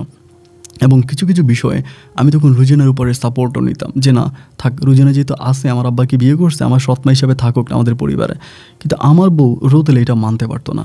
এবং একটা পর্যায়ে এরকম একদিন, 2 দিন, 3 দিন হতে হতে রোদেলা এবার হঠাৎ করে নিজেই বলতে শুরু করে, রুজিনার যে মেয়ে সন্তান আছে, এই মেয়ে সন্তানের বাবা নাকি আমি। তো যেই বউ নিয়ে আমার আব্বা সংসার করতেছে, সেই বউয়ের সন্তানের বাবা যদি আমি হই, এবং এটা যদি রোদেলা 2-1টা মানুষের কাছে বলে, নিজেই বলে, এটা তো ভাই আসলে মানার মতন। আমি একজন হুজুর মানুষ, আমার আব্বা একজন আলেম মানুষ, এগুলো তো আসলে পারিবারিক বিষয়। এইভাবে যদি রুজিনা, মানে রোদেলা সবার কাছে বলে, ও যার পায় তারাই বলে, যে রোদেলা বলে যে রুজিনার পেটে যে রুজিনার যে সন্তান কোলে নিয়ে হাঁটে, এই সন্তানের বাবা কিন্তু আমার শ্বশুর না, আমার স্বামী। এরকম করে 2-3টা লোকের কাছে বললে পরে একদিন আমি বিষয়টা শুনে আমার খুব রাগ লাগে। মানে এত পরিমাণে রাগ লাগে যে তুই এই ধরনের কাজ করবি কেন, তুই এগুলো পাইছোসটাকে। রাগ সামলাতে না পেরে আমি একজন রুজিনার গায়ে হাত তুলি, এবং হাত তুলি যে মারাত্মক লেভেলের হাত তুলি, ওর গায়ে হাত তুলোকে মারি।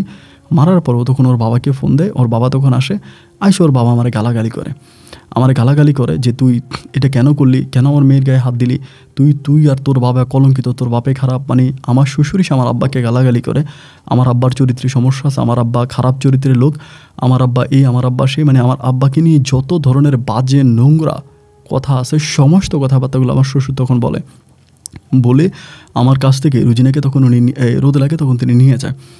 রোদেলাকে নিয়ে যাওয়ার পরে আমি তখন আমার আব্বুর সাথে পড়ে আছি। তা আমার আব্বুর যে মেয়েটা, যে বাবুটা হয়েছে, বাবুটার আমি কোলে নেই, আদর করি। অ্যান্ড এটারে নিয়ে বাইরে গেলে মানুষ খারাপ কথা বলে কি রে, এটা তোর বাচ্চা না তোর বাবার বাচ্চা, এরকম করে বুঝেন তো গ্রামের মানুষ। আর ওই সময় আমার আব্বা অনেকটা ভেঙে পড়ছে, অসুস্থ হয়ে গেছে, আগের মতো আমার বাবার হুঙ্কার দিতে পারে না মসজিদের মিম্বরে দাঁড়িয়ে, এবং মানুষদের সাথে ওইভাবে কথা বলতে পারে না, বাবা দুর্বল হয়ে গেছে মানসিকভাবে। এই জন্য মনে করেন সবাই দুর্বলতার সুযোগটা আমার আব্বাকেও খারাপ কথা বলে, আমাকেও খারাপ কথা বলে। এভাবে সময়গুলো কাটতে কাটতে প্রায় 2 থেকে 3 মাসের মতো কেটে গেল।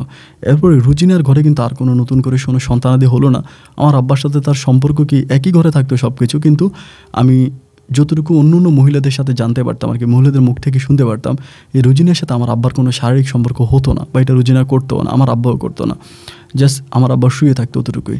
তো একটা পর্যায়ে আমি তখন চিন্তা করতেছিলাম যে এইভাবে সময়গুলো যখন কাটতেছে, আমি আমার বউকে আবার বুঝাই শুনে আমার বউকে নিয়ে আসি। তা যতই আমি আমার বউকে আনার জন্য যাইতাম ওই বাড়িতে, আমার বউয়ের কথা একটা যে আমার বউ আর আমার সংসার করবে না, আমার ঘরে আর আসবে না। হাতে পায়ে ধরতাম, কান্নাকাটি করতাম, আমার শ্বশুরকে বুঝাইতাম যে বাবা যা হবার তা হইছে, এখন আপনি এই রুজিনারে বুঝানো যাতে চলে আসে, এভাবে তো চলে না বা এভাবে তো থাকতে পারে না। আমার শ্বশুরও তখন একই কথা বলে যে না, তোমরা বাপ মেয়ে মিলে যা শুরু করছো, বাপ ছেলে মিলে যা শুরু করছো, এই পরিবারে আর আমার মেয়ে যাওয়াটা প্রশ্নই আসে না। আমি একজন হুজুর মানুষ, দিনদার মানুষ, আলেম মানুষ, এত কিছু হওয়ার পরে আমি আমার মেয়েকে আর ওই পরিবারে দিব না। এবং আব্বাকে বারবার বলে যে আব্বা যা হবার তা হয়েছে, এখন তো মনে করেন আপনি স্টাম্প দেন, যা দেন, আপনি ওরা বিয়েও করছেন, তাহলে যে টাকা দিয়ে বিয়ে করছেন কাবিনের টাকা দিয়ে ওকে আপনি ছাড়িয়ে দেন, রুজিনাকে ছাড়িয়ে দেন, আমি আমার বউ নিয়ে বাড়িতে আসি। কারণ আপনি যদি রুজিনাকে ছাড়িয়ে দেন তাহলে রোদেলা আমার বাড়িতে আসবে, রোদেলা আমার সংসার করবে। আমার আব্বা তখন আমাকে বলে যে তোর বউ আসবে কি আসবে না এটা আমি জানি না, তোর বউকে নিয়ে আমার কোনো কথা নাই, তোর বউ আসবে কি আসবে না এটা আমার জানার বিষয় না, কিন্তু আমি আমার বউকে ছাড়বো না। আমি রুজিনারে বিয়ে করছি এবং তোর পাপ আমি কাঁধে নিছি, এবং তুই পাপ করছিস, সে পাপের ফসল আমি ভোগ করতেছি, তুই অন্যায় করছিস, অন্যায়ের শাস্তি আমি পাচ্ছি, এবং মরণ পর্যন্ত আমি সেই শাস্তি ভোগ করে যাব। আব্বুকে যতভাবে বুঝালাম যে আব্বু রুজিনাকে ছাড়ো, আমি রোদেলাকে নিয়ে আসি আমাদের পরিবারে, রোদেলা থাকবে, এবং রোদেলা থাকলে সব কিছু ঠিক হবে, নিয়ে আসো। না, আব্বাকে আমি শেষ পর্যন্ত মানাইতে পারলামই না। এক পর্যায়ে দেখলাম যে এদিক দিয়ে রোদেলারও বিয়ে হয়ে যায়, ওর পরিবার ওকে বলতেছে আমাকে তালাক দিয়ে দেওয়ার জন্য, ডিভোর্স করার জন্য। এইভাবে পরে আমি রোদেলার বাবার সাথে একদিন বসলাম যে দেখেন আমারও তো একটা পরিবার, আমার বউ, এখন আপনি আমাকে কি করতে বলতেছেন, কি করব।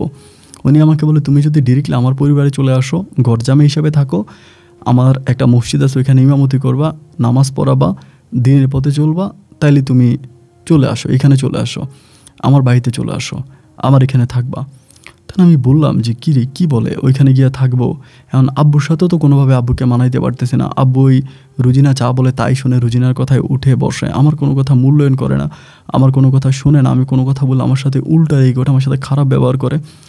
পরে চিন্তা করলাম যে যা, এরকমই বাবা যেহেতু আমার সাথে করতেছে, এখানে আর থাকার দরকার কি, আমি এখান থেকে চলেই যাব, আমি থাকবো না আমার বাবার সাথে। এরপরে বাবার সাথে রাগারাগি করে আমি তখন আমার শ্বশুর বাড়িতে চলে আসি, মানে রুজিনার বাড়িতে, রোদেলার বাড়িতে। রোদেলার বাড়িতে আসার পরে আমি তখন রোদেলার সাথে আসি, আমার শ্বশুরের একটা মাদ্রাসা আছে, ওইটাতে শিক্ষকতা করি এবং মসজিদে ইমামতি করি। ওইভাবে আমি তখন আস্তে আস্তে করে বিভিন্ন ওয়াজ মাহফিলে যাইতেছি। যদিও আমাকে ওয়াজ মাহফিলে মানুষ খুব একটা অ্যালাও করে না, দাওয়াত দেয় না, কারণ যেহেতু আমাদের পরিবারে একটা অঘটন আছে, ওই অঘটনের জন্য আমাদেরকে কেউ দাওয়াত দিতে চায় না। বাট তারপরেও বিভিন্ন ওয়াজ মাহফিলে যায়, মানুষ ডাকে।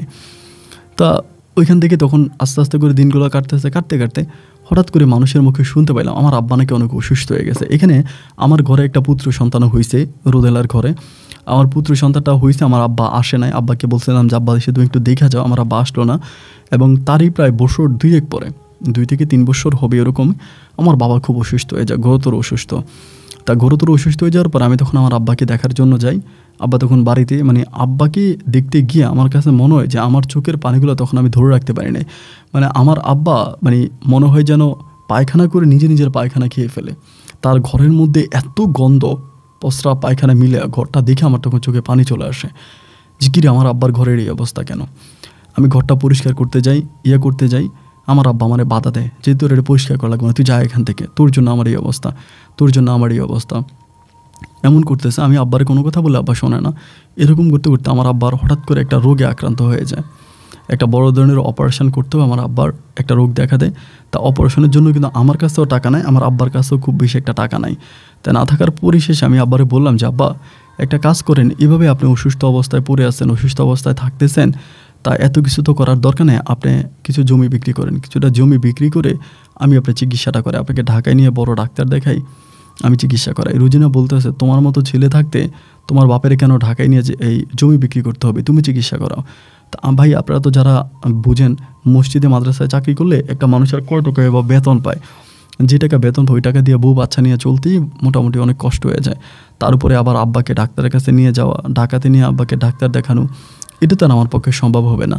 তা আমি তখন রুজিনাকে বললাম যে এরকম করে বলতেছেন কেন, আমার আব্বার তো জায়গা অভাব নাই, মোটামুটি তো আমার আব্বা অনেক সয় সম্পত্তির মালিকে, তো আমার আব্বা কিছু জায়গা যদি বিক্রি করে তাহলে ঢাকায় নিলে পরে আমার আব্বার চিকিৎসাটা হবে। রুজিনা তখন বলতেছে তো ঠিক আছে বিক্রি করো, বিক্রি করেন, আপনারা কে ধরে রাখছে বিক্রি করার জন্য।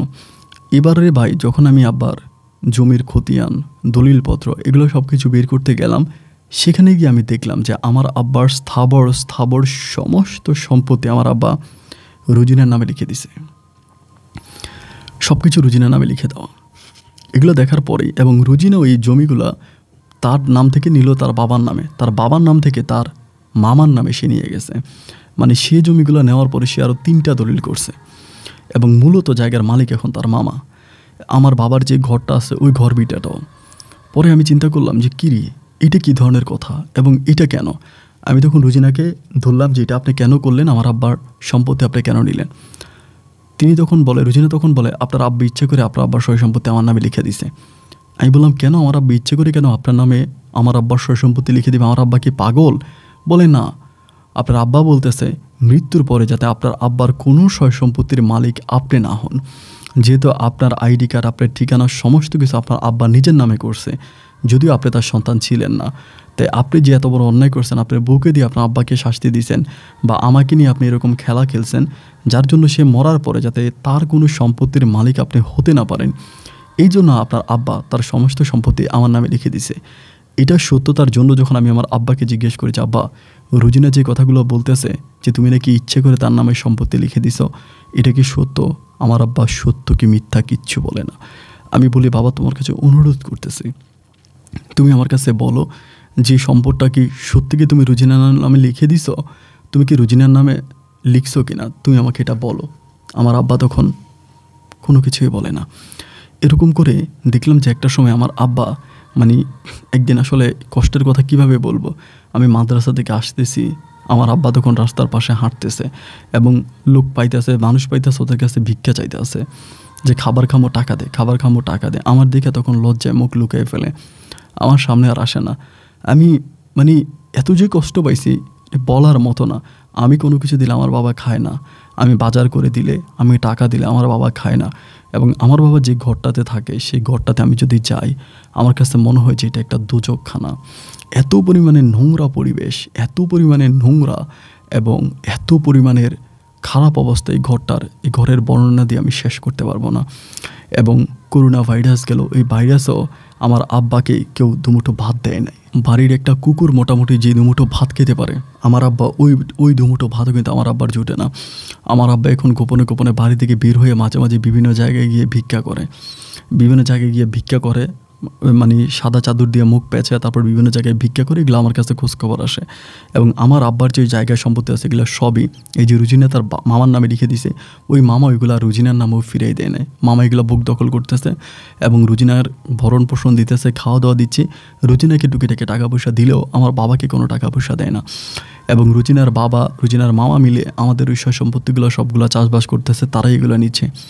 আমার আব্বা, আমি আব্বার ঘরে মাঝে মাঝে যাইতাম, ঘর যদি পরিষ্কার করতাম, রুজিনা আমাকে ধাক্কায় ঘর থেকে বের করে দিত, বেরো, তোর এত মায়া কিসের, তোর যদি এত মায়ায় থাকবে তাহলে তোর বউ নিয়ে তুই চলে গেলি কেন, তুই এখানে থাকলি না কেন, তুই বউয়ের পা ধরে কেন চলে গেলি, এখন কেন বাপের প্রতি এত মায়া, যখন বউয়ের পিছু পিছু চলে যাও তখন কি মনে ছিল না যে তোমার বাবা এখানে কষ্টে থাকবে, কই তখন তো বাবার প্রতি মায়া আসলো না। আমি তখন বললাম যে দেখো আমার যা হবার তা হয়েছে, আমার সাথে এরকমটা করো না, আমার একটু আমার বাবার সেবা করার জন্য সুযোগ দাও, আমি আমার বাবার একটু সেবা করতে চাই। আমি আমার বাবাকে অন্তত 2টা মুঠো ভাত আমি নিজের হাতে খাওয়াইতেছি, কিন্তু আমার আব্বা আমার হাতে কোনো খাবার খায় না। আব্বার ঘর দুয়ার জোর করে যদি পরিষ্কার করতে যাই, আমার আব্বা না থাকার পরে, আমার রুজি না থাকলে সে আমাকে ধাক্কায় ঘর থেকে বের করে দেয়। আমি যেতে পারি না, আমি কি করব, কার কাছে যাব? আমার কোনো কিছু উপায় বুদ্ধি নেই। আমার কাছে মোটামুটি যা 2-1 টাকা আছে, ওই টাকা দিয়ে যদি আমি আব্বার চিকিৎসা করতে চাই, ওষুধ কিনে দিতে চাই, আমার আব্বার কোনো ওষুধ আমার আব্বা খায় না। এবং ডাক্তার বলছে আমার আব্বার অপারেশন করতে হবে, কিন্তু আমার আব্বা এখন অপারেশনের করার কথা মুখ থেকে বের করে না। যে কোনো সময় আমার আব্বা মারা যেতে পারে। ঠিক এমতো অবস্থায় আপন ভাই আমি কী করতে পারি? আমি বুঝতে পারতেছিলাম না যে কার আশ্রয় আমি নিব। আমার বাবাও আমার পক্ষে নাই, রুজিনও আমার পক্ষে নাই। রুজিনা একটা কথাই বলে, বাবার প্রতি এত ভালোবাসা থাকলে বউয়ের পিছে পিছে চলে গেলা কেন? আর আমার বাবা বলে, আমি তোর পাপের ফসল মাথায় নিয়ে ঘুরতেছি। ভাই, অপরাধটা কোন জায়গায়, অন্যায়টা কোন জায়গায়? আমার বাবা যে মানুষটা সারা দিন দিনের কাজ করেছে, ইসলামের কাজ করেছে, মানুষের জন্য মায়া ভালোবাসা দেখিয়েছে, আমার সেই বাবা কেন আজকে মানুষের কাছে ভিক্ষা করে খাবে? তবে কি এটা আমার বাবার কপালেই ছিল? আপন ভাই, দোষটা মূলত কার যদি একটু বলেন। ভালো থাকবেন। আসসালামু আলাইকুম।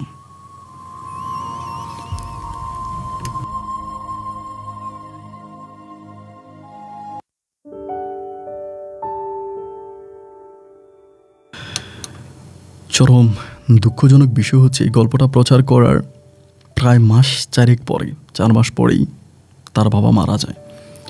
তা গল্পটা আমি প্রচার করতাম না, আমি এটা আমার ইমেলের ভিতরে পড়েছিলাম, স্টোরিটা পড়ি না। 4 মাস পরে সে পুনরায় যখন আবারও ইমেল করে, আমাকে ইমোতে নক করে বলে, আপন ভাই আমি একটা গল্প বলেছিলাম, আমার বাবাটা মারা গেছে। তো আমি বললাম যে আপনি মুখে একটু বলেন। তবে তিনি আমাকে মুখে একটু জানালো, অ্যান্ড তারপরে তার গল্পটা আমি পুনরায় আবার ইমেলে গিয়ে পড়লাম। তো এবং তার বাবা মারা যাওয়ার পরে নাকি তার সৎমা নাকি রুজিনা নাকি তার বাবার কবরে তাকে মাটি দিতেও দেয়নি। বলে, তুই তোর বউয়ের কাছে চলে যা, তুই মাটি দিতে পারবি না। এবং এখন রুজিনার পরিবার তার বাবার সমস্ত কিছু ভোগ দখল করে আছে। তো আসলে এটা আইনিভাবে যেহেতু তার বাবা রুজিনার নামে লিখে দিয়েছে সরাসরিভাবে, সেখানে আসলে বাবার কোনো কিছু করার নাই, বা বাবার কোনো কিছু করার থাকবেও না। বাবার প্রতি অগাধ ভালোবাসা থাকার পরেও সে বাবার পাশে গিয়ে দাঁড়াতে পারে নাই। কলকাতার বম্বের হিরো সুপারস্টার শাহরুখ খানের একটা ইন্টারভিউতে আমি দেখেছিলাম যে শাহরুখ খান বলল, আমার বাবা মানে শাহরুখ খানের বাবা শাহরুখ খানকে নাকি বলেছিল যে যদি সামর্থ্য থাকে 3টা দেশে ঘুরবা, 3টা দেশে অবশ্যই যাবা, 3টা জায়গায় যাবা। একটা হচ্ছে রোম, আরেকটা হচ্ছে ইস্তাম্বুল মানে আপনার তার্কি, অ্যান্ড আরেকটা হচ্ছে গিয়া কাশ্মীর। তো তার বাবা বললো যে 3টা জায়গায় তুমি যাবা, যদি তোমার সামর্থ্য থাকে 3টা জায়গায় অবশ্যই ঘুরবা, তবে 2টা জায়গায় তুমি আমাকে নিয়ে যাও বা না যাও এতে আমার কোনো আপত্তি নাই, কিন্তু কাশ্মীর যাওয়ার সময় তুমি আমাকে নিয়ে যাবা, কারণ পুরো কাশ্মীরটা আমি তোমাকে ঘুরে দেখাবো। এটা শাহরুখ খানের বাবা শাহরুখ খানকে বলেছিল। দেখেন, বম্বের একজন সুপারস্টার, বাংলাদেশের বম্বের কিং খান নয়, সারা ওয়ার্ল্ডের কিং খান আমরা যাকে বলি, সেই কিং খান একটা ইন্টারভিউতে বললো যে আমি রোমে গিয়েছি, আমি ইস্তাম্বুলে গিয়েছি, আমি অনেক জায়গায় ট্যুর করেছি, অনেক জায়গায় গিয়েছি, কিন্তু আমি কখনো আমার পার্শ্ববর্তী জায়গায় সবচেয়ে সুন্দর অরণ্য, প্রকৃতির নীলাভূমি কাশ্মীর দেখার জন্য আমি যাইনি। মানে কাশ্মীর যাওয়ার জন্য অনেক সুযোগ আমার হয়েছে, কিন্তু আমি কাশ্মীরে যাই নাই। একটা কারণেই কাশ্মীর যাই নাই, কারণ বাবা বলেছিল যে কাশ্মীর তুমি কখনো একা যেও না, কাশ্মীর আমাকে সাথে করে নিয়ে যেও। তো বাবা দুনিয়াতে না, আমি কাকে নিয়ে যাব? বাবাকে তো আমি কথা দিয়েছিলাম যে বাবা তোমাকে আমি সাথে করে নিয়ে যাব।